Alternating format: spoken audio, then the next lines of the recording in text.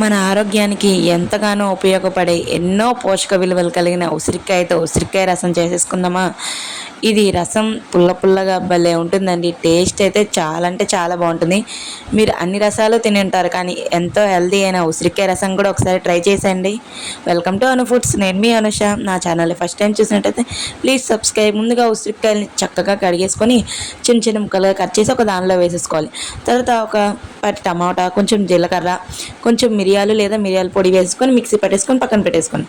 తర్వాత ఒక కడాయి తీసుకొని కొంచెం ఆయిల్, కొంచెం జీలకర్ర, కొంచెం కరివేపాకు, ఒక 4-5 పచ్చిమిరపకాయలు వేసుకుంటే వెండి మిరపకాయలు కూడా వేసుకోండి. ఇంగువ ఉంటే ఖచ్చితంగా వేసుకోండి.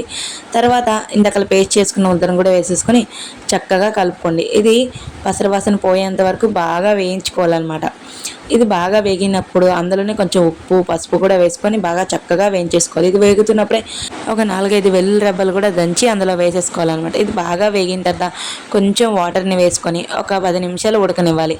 ఇది కొంచెం ఉడుకుతున్నప్పుడు దానిలో కొంచెం చింతపండు రసాన్ని, మళ్ళీ ఒక తెరలు వచ్చిన తర్వాత కొంచెం కందిపప్పును కూడా వేసేసుకొని కొంచెం కసూరి మేతి లేదా కొత్తిమీరని వేసేసుకొని బాగా మరగనివ్వాలి. ఇది బాగా మరిగిన తర్వాత ఇంకేముంది, ఒక గిన్నెలో తీసేసుకొని వేడి వేడి అన్నంలో తింటే భలే ఉంటుంది. ఇది ఇంకా చిక్కగా కావాలంటే మనం దీన్ని ఉసిరికాయ పప్పులాగా కూడా చేసేసుకోవచ్చు. కొంచెం చిక్కగా చేసేసుకొని రైస్లో కలుపుకున్నా కూడా చాలా బాగుంటుంది. దయచేసి